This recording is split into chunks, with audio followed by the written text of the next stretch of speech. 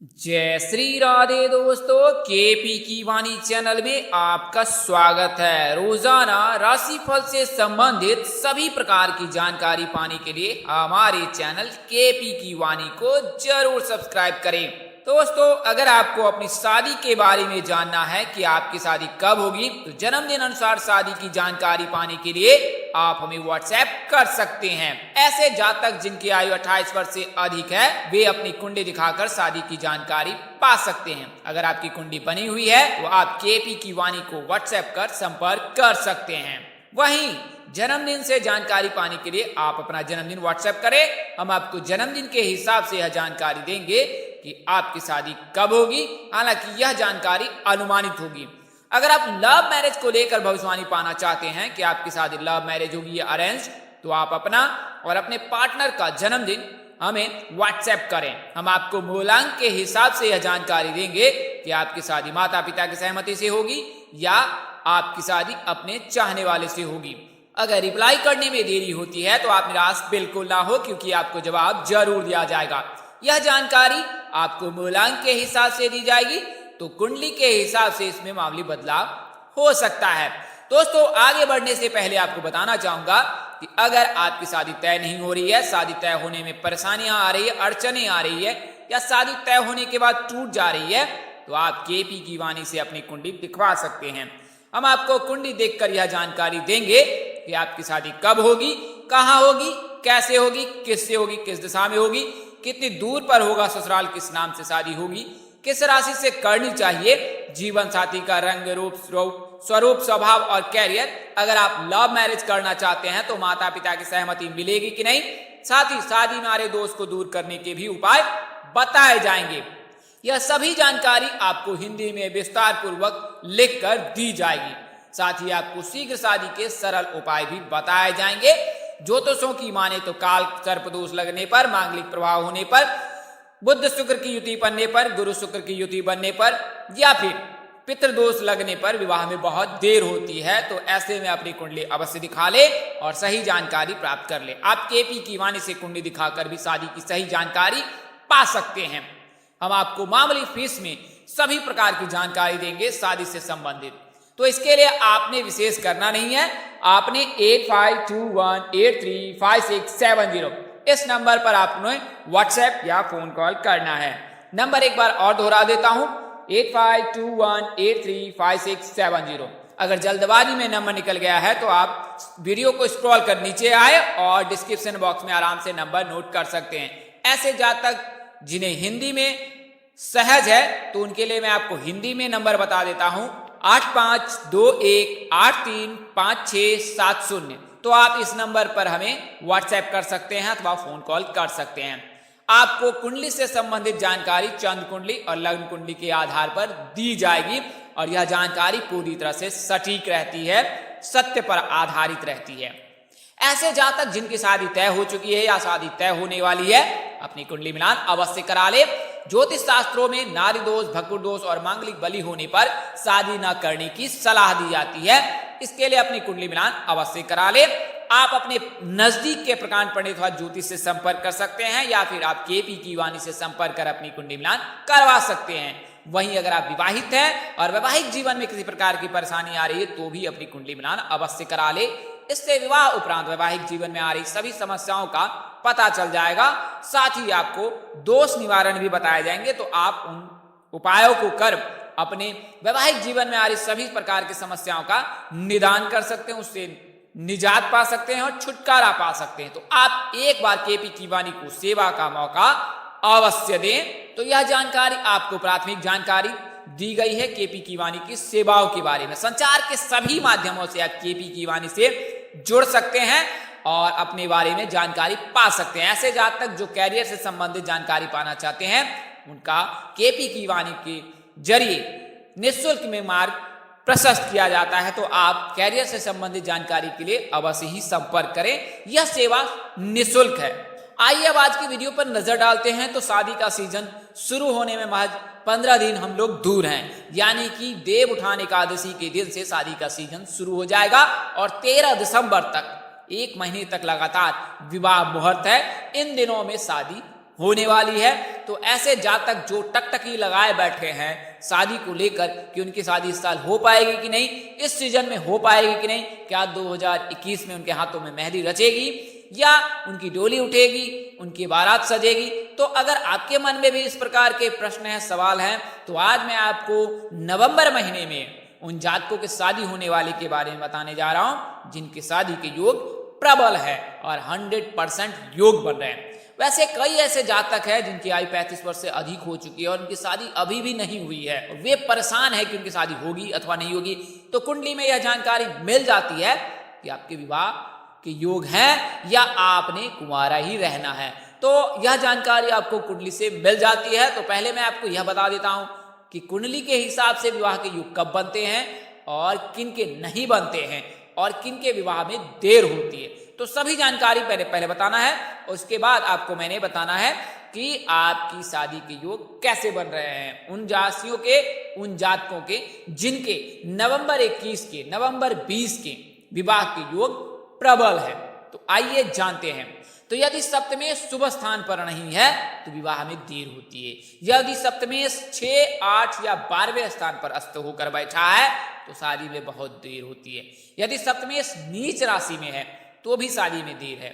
यदि सप्तमें 12वें भाव में है, लॉर्ड लग्नेश या राशिपति सप्तम में बैठा है तो भी शादी में देर होती है।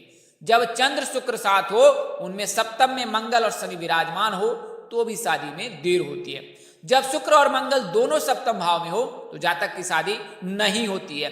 जब शुक्र मंगल दोनों पंचम या नवे भाव में हो, यानी कि शुक्र मंगल पंचम में भी हो, सप्तम में भी हो, नवम भाव में हो, किन्हीं इनमें से किन्हीं एक में भी हो तो भी शादी के योग नहीं बनते, यानी कि आपको कुंवारा ही रहना पड़ेगा। जब शुक्र किसी पाप ग्रह के साथ हो और पंचम या नवे भाव में हो तो भी शादी के योग नहीं बनते हैं, यानी कि शादी आपकी नहीं होगी। जब कभी शुक्र बुध शनि ये तीनों ही नीच हो जाए एक साथ तो भी शादी के योग नहीं बनते हैं। जब पंचम में चंद्र हो, 7वें या 12वें भाव में 2 या 2 से अधिक पाप ग्रह हो तो भी शादी के योग नहीं बनते हैं, यानी कि शादी नहीं होती है। जब सूर्य स्पष्ट और सप्तम स्पष्ट बराबर का हो, यानी कि सूर्य और जो है सप्तमेश बराबर का हो तो भी शादी के योग नहीं होते हैं। तो ऐसी स्थिति में जातक के विवाह नहीं होता है। आइए अब जान लेते हैं कि विवाह में देर क्यों होती है।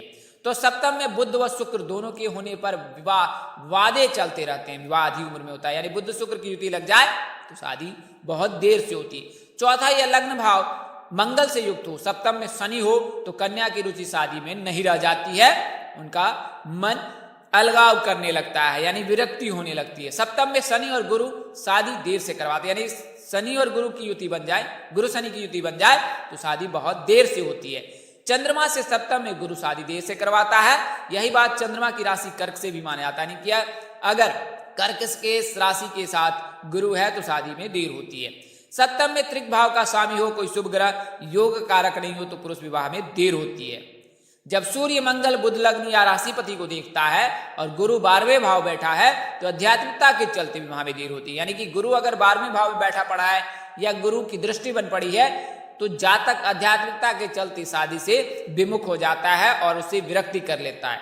इस वजह से जातक की शादी नहीं होती। तो आपने कई ऐसे जातक को देखा होगा जिनकी शादी 33 वर्ष के बाद भी नहीं हुई है और उनकी कुंडली में कोई दोष नहीं है। तो ऐसा गुरु की आध्यात्मिकता है, यानी कि जातक के आध्यात्मिकता के चलते होती है। तो आप गृहस्थ जीवन व्यतीत हेतु ही पूजा पाठ करें और अध्यात्म का ज्ञान करें, अध्यात्म करें, तो इससे क्या होगा कि आपके विवाह के योग बन जाएंगे। लग्न में सप्तम में 12वें भाव में गुरु या शुभ ग्रह योग कारक नहीं हो, परिवार भाव में चंद्रमा कमजोर हो तो विवाह नहीं होता है। अगर हो भी जाए तो संतान नहीं होती है। महिला की कुंडली में सप्तम या सप्तमी शनि से पीड़ित हो तो विवाह देर से होता है, यानी कि शनि उपस्थित है आपके विवाह घर में तो शादी देर से होती है। राहु की दशा में शादी हो या राहु सप्तम को पीड़ित कर रहा हो तो शादी होकर भी टूट जाती है, सब दिमागी भ्रम के कारण होता है। तो विवाह में देरी इस वजह से होती है। आइए मैं बताता हूं कि विवाह कब होगी। तो कुंडली में सप्तम भाव को जीवन साथी का भाव कहा गया है और जीवन साथी के भाव में अगर शुभ ग्रह है तो शादी शीघ्र हो जाती है और अशुभ ग्रह है तो शादी में देर होती है। 8 ग्रह हैं, उनको 4-4 ग्रह के एक टीम बनाकर 2 वर्गों में बांटा गया है। तो शुभ ग्रह को एक वर्ग में रखा गया है, अशुभ ग्रह को दूसरे वर्ग में रखा गया है। तो शुभ ग्रह किसे कहते हैं? तो बुध, गुरु, शुक्र, रवि, चंद्र को शुभ ग्रह कहा गया है। मंगल, राहु, केतु, शनि को अशुभ ग्रह कहा गया है। तो अगर बुध है तो 20 वर्ष से शादी के योग बनने लगते हैं। गुरु है तो 20 से 24 वर्ष तक शादी हो जाती है। चंद्रमा है तो 25वें वर्ष से शादी के योग बनते हैं। शुक्र है तो 26वें वर्ष से शादी के योग बनते हैं। सूर्य है तो 27वें वर्ष से शादी के योग बनते हैं। मंगल है और आंशिक है तो 27 वर्ष तक, और अगर प्रबल है, प्रभावी है, उच्च है तो 28 वर्ष के बाद शादी के योग बनते हैं। शनि केतु के रहने पर 30वें वर्ष से शादी के योग बनते हैं। राहु के रहने पर 27वें वर्ष से शादी के योग बनते हैं। अगर शनि है तो घर परिवार, मध्यस्थ व्यक्ति या जान पहचान के व्यक्ति के चलते शादी में दिक्कत होती है। अगर केतु है तो गुप्त शत्रु के चलते विवाह में देरी होती है। तो ऐसे शत्रुओं से अवश्य ही बचकर रहें। हालांकि अगर शुभ ग्रह के साथ कोई अशुभ ग्रह है या किसी के साथ युति लग गई है तो शादी में बहुत देर होती है। इस चीज का ध्यान रखें। मांगलिक रहने पर अधिकतम 37 वर्ष, काल सर्प दोष लगने पर अधिकतम 37 वर्ष, बुध शुक्र की युति लगने पर 37 वर्ष, गुरु शुक्र की युति लगने पर 37 वर्ष, और मंगल शुक्र की युति लग जाए तो विवाह नहीं होता है। यह चीज का अवश्य ही ध्यान रखें। तो यह जानकारी आपको मैंने कुंडली के हिसाब से बताई है कि विवाह के योग कब बनेंगे। आइए अब मैं आपको उन राशियों के बारे में बताने जा रहा हूं, जातकों के शादी के बारे में बताने जा रहा हूं जिनके विवाह के योग 20 नवंबर के दिन से बन रहे हैं। तो जो है गुरु का राशि परिवर्तन 20 नवंबर को होने वाला है, और इससे जो है 3 राशि के जातकों के विवाह के प्रबल योग बन रहे हैं। तो पहली राशि सिंह राशि है, दूसरी राशि कुंभ राशि है, और तीसरी यानी कि धनु और मीन राशि है। चूंकि इनको मैंने एक ही राशि इसलिए माना है क्योंकि दोनों के राशि स्वामी, दोनों के आराध्य देव समतुल्य हैं, एक ही हैं। इस वजह से मैंने आपको 3 ही बताया। हालांकि कुंभ राशि, सिंह राशि, धनु राशि और मीन राशि 4 राशि के जातकों की विवाह के योग बन रहे हैं। अगर वर्गीकरण किया जाए तो नाम अक्षर से इनमें वर्गीकरण किया जा सकता है। तो यानी कि डी नाम के जातक मीन राशि के हो गए, और भ यानी कि BH नाम से यानी कि भावना, या फिर फ यानी कि फ इस नाम से भी जातक के विवाह के योग बन रहे हैं। तो गुरु जो है 20 नवंबर को 23:30 पर जो है मकर राशि से निकलकर कुंभ राशि में प्रवेश करेंगे, और 13 अप्रैल 2022 को 3:49 तक जो है ये कुंभ राशि में ही रहेंगे। कुंभ राशि में प्रवेश करने के साथ ही गुरु जो है मार्गी हो जाएंगे, और मार्गी होने से जीवन में सभी प्रकार की दिक्कतों का समाधान हो जाएगा, यानी कि सभी समस्याओं का समाधान हो जाएगा, और यह समस्या भी समाधान हो जाएगा कि आपकी शादी के योग बनने लगेंगे। तो गुरु का राशि परिवर्तन करना 4 राशि के जातकों के लिए बेहद ही शुभ रहने वाला है, और इससे उनके विवाह के योग बनने वाले हैं। तो आइए इसके बारे में विस्तार से जानते हैं। तो कुल मिलाकर टोटल जो कहे तो 143 दिन तक जो है गुरु का राशि परिवर्तन हो रहा है, और कुंभ राशि में 143 दिनों के लिए ही आने वाले हैं 20 नवंबर को। तो 20 नवंबर की रात्रि को तो आपके विवाह के प्रबल ही योग हैं, कुंभ राशि, सिंह राशि और मीन धनु राशि के जातकों के। तो ज्योतिष शास्त्र में गुरु यानी बृहस्पति ग्रह को बहुत बड़ा दर्जा प्राप्त है। इन्हें समस्त देवताओं का गुरु माना जाता है। गुरु ज्ञान के सलाह के दाता होते हैं। बड़े बुजुर्गों, वरिष्ठ अधिकारियों की कृपा गुरु से ही मिलती है। यदि आपकी कुंडली में गुरु शुभ है तो आपको विकट परिस्थिति में भी सहयोग मिलता रहेगा। वहीं अगर गुरु कमजोर है तो विकट परिस्थिति में क्या, सम परिस्थिति में भी आपको असुविधा और कठिनाई मिल सकती है। कर्क राशि में बृहस्पति उच्च के होते हैं, तो मकर राशि में इन्हें निकृष्ट माना जाता है। ये धनु व मीन राशि के स्वामी है। सूर्य, चंद्रमा, मंगल के साथ इनकी मित्रता है। शुक्र व बुध के साथ इनके ये शत्रुवत संबंध रखते हैं। राहु, केतु व शनि के साथ इनका तटस्थ संबंध है। इससे उनका कोई भी न दोस्ती ना ही कोई वैर है। तो सिंह राशि के जातकों के जो है MKS नाम से शादी होने की संभावना बन रही है, यानी कि आने वाले 20 दिनों में आपकी शादी तय हो सकती है, और MKS नाम के जातक से शादी तय होने की प्रबल संभावना है। चूंकि जो है कुंभ राशि में गुरु के राशि परिवर्तन से जो है सिंह राशि के जातकों के विवाह घर में जाके विराजमान हो रहे हैं गुरु, तो इस वजह से सिंह राशि के जातकों के तो 100% ही योग बन रहे हैं। तो सिंह राशि के नाम के लड़कों की शादी सुधा, शिखा, कल्पना, किरण, मोनी, मोहिनी आदि नाम से होने की संभावना बन रही है।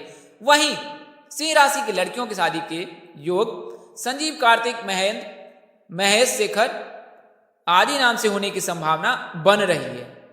कुंभ राशि के शादी के योग 22वें वर्ष से बनने लगते हैं। इस नाम के लड़के लड़की की शादी PRA नाम से होने की संभावना अधिक रहती है। तो अगर आपकी राशि कुंभ है तो आपकी विवाह के योग बन रहे हैं, और 20 नवंबर की रात्रि को आपकी विवाह के 100% योग है। कुंभ राशि के लड़कों की शादी अनिशा, अनीता, आनंदी, प्राची, प्रकृति, पूजा, प्रिया, रचना, ऋचा, प्राची, प्रेरणा आदि नाम से होने की संभावना बन रही है। जब जबकि कुंभ राशि की लड़कियों की शादी पवन, प्रकाश, प्रवीण, अमित, राहुल, रौनक, ऋषभ आदि नाम से होने की संभावना है। अगली राशि धनु है। तो धनु राशि के जातकों की विवाह के योग 21वें वर्ष से बनते हैं और 20 नवंबर की रात्रि के आपके विवाह के योग बन रहे हैं। STI नाम के जातक से संभावना बहुत अधिक है। हालांकि अगर शादी मेष राशि के जातकों से करे तो यह ज्यादा ही उत्तम होगा। अगली और अंतिम राशि मीन राशि है। तो मीन राशि के जातकों के भी 20 नवंबर की रात्रि के विवाह के योग बन रहे हैं। इनके आराध्य देव भगवान श्री हरि विष्णु जी हैं और राशि स्वामी गुरु हैं। तो इनके शादी के योग भी 21वें वर्ष से बनते हैं। ईशान कोण में शादी होने की संभावना अधिक है। वहीं जीवन साथी SGV नाम के जातक से होने की संभावना अधिक है। इस वीडियो में मैंने आपको उन 4 राशियों के बारे में बताया जिनके विवाह के योग 20 नवंबर की रात्रि को है। इस वीडियो में बताई गई जानकारी ज्योतिष, पंचांग, मान्यताओं और धर्मग्रंथों से दी गई है। हमारा उद्देश्य महज आपको सूचना पहुंचाना, आपसे सूचना हेतु ले। इसके अतिरिक्त अगर आप इनको मानते हैं, अपनाते हैं, तो उपयोग करते हैं तो इसके आप स्वयं जिम्मेवार हैं। आप चाहे तो KP कीवानी संपर्क कर सकते हैं, अपने नजदीक से प्रकांड पंडित व ज्योतिष से संपर्क कर सकते हैं। इस तरह की अन्य वीडियो देखने के लिए हमारे चैनल के डैशबोर्ड पर प्लेलिस्ट पर जाएं और अपनी राशि अनुसार वीडियो जरूर देखें। दोस्तों, आपको यह जानकारी कैसी लगी? लाइक, कमेंट कर, शेयर कर हमें जरूर बताएं। अगर आप मेरे चैनल पर पहली बार विजिट कर रहे हो तो चैनल को सब्सक्राइब कर ले, साथ ही बेल आइकन को प्रेस करना ना भूलें। अगर वीडियोस पसंद आए हैं तो आप कमेंट में जय श्री राधे लिखना बिल्कुल ना भूलें। माता रानी की कृपा से आपके चेहरे पर हमेशा मुस्कान बनी रहे, आप सब परिवार स्वस्थ एवं सुखी रहे। आप सभी के प्यार और स्नेह के लिए आप सबको हृदय से धन्यवाद करता हूं।